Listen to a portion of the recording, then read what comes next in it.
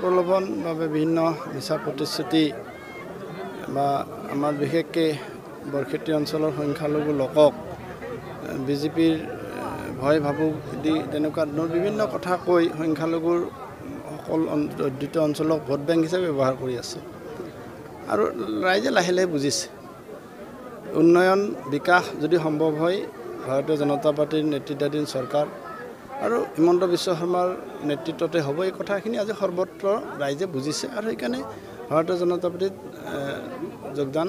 এই ধৰণে চলি আছে ৰাইমাধাৰ এই বিশেষকৈতো এই গাঁওখন কংগ্ৰেছৰ দুৰ্গ আছিল ইয়াতে ৯৫% লোকে কংগ্ৰেছক ভোট দিছিল আজি প্ৰায় এই গাঁওখনো কংগ্ৰেছ শূন্য হ'ল গতিকে এনেকুৱা প্ৰগ্ৰেম বা এনেকুৱা যোগদান নিশ্চয়কৈ কৰিব কাৰণ এইবিলাক নিষ্ঠাবান কৰ্মী আছিল তেওঁলোকে কংগ্ৰেছক মানে ধৰি ৰখা তৃণমূল পৰ্যায়ৰ কৰ্মী আছিল আজি এইবিলাক কৰ্মী বিভিন্ন কাৰণত হতাশাৰ সন্মুখীন হৈছে হতাশাত ভুগিছে দল কৰিছে বা হেৰি কৰিছে দলৰ পৰা একো পোৱা নাই বা দলৰ পৰাতো একো পোৱাই নাই মানে বিপদ আপদতো নেতাবিলাকক লগ নাপায় সেইকাৰণে এইবিলাক মানুহে এতিয়া হতাশাত ভুগি আৰু বিকাশ চবকে লাগে সেই বিকাশমুখী হৈ ভাৰতীয় জনতা পাৰ্টিত যোগদান কৰিছে দাদা ইউএছটিএমৰ যিগৰাকী স্বত্বাধিকাৰী মেহবুবুল হক তেখেতক ইতিমধ্যে গ্ৰেপ্তাৰ কৰিছে আৰু কিছু সময় পৰে মুখ্যমন্ত্ৰীয়ে কৈছে যে তেখেতে এখন শিক্ষাৰ বজাৰ কৰিছে এই সন্দৰ্ভত আপোনাৰ প্ৰতিক্ৰিয়া কি নাই মুখ্যমন্ত্ৰীয়ে প্ৰতিক্ৰিয়া দিয়াৰ পিছত আমাৰ প্ৰতিক্ৰিয়াৰ কিবা মূল্য থাকে নেকি আৰু এইটো যোনে যি কাম কৰিছে সেই ফল পাব আৰু চব মানে অভিযোগৰ এটা আইনী প্ৰক্ৰিয়া থাকে আইনী প্ৰক্ৰিয়াই আইনে নিজৰ মতে কাম কৰিছে নিজৰ মতে এটা তাৰ নিশ্চয় ফলাফল পাব মই উৎখাত হ'ব আপোনাৰ এই সমষ্টি এইটো এইবিলাক কথা চাওক কোন উৎখাত হ'ব কোন প্ৰতিষ্ঠিত হ'ব গোটেই কথাখিনি ৰাইজৰ ওপৰত ৰাইজে যাক বিচাৰে সিয়ে নেতা হ'ব ৰাইজে যাক নিবিচাৰে এইটো আপোনালোকে মোতকৈ বেছি ভালকৈ আপোনালোকে দেখিছে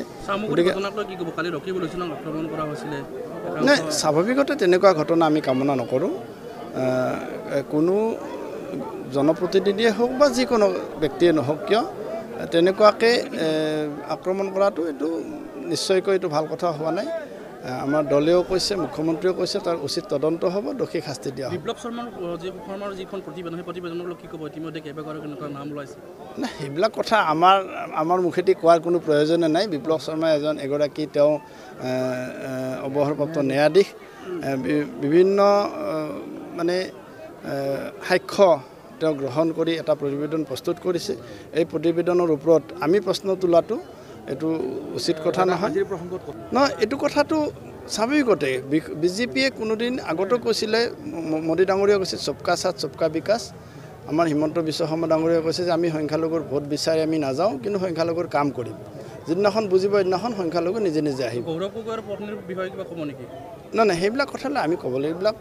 উচ্চ পৰ্যায়ৰ তদন্তৰ বিষয় এইবিলাক কথাত আমি মতামত দিয়াটো আমি বৰ ভাল কথা নহয় এই বিষয়ে আমি একো মতামত নিদিওঁ মই কংগ্ৰেছত আছিলোঁ জন্মগতই আমাৰ কংগ্ৰেছ বুলি ক'লেও ভুল নহয় কংগ্ৰেছত মই বৰ্তমান দিনত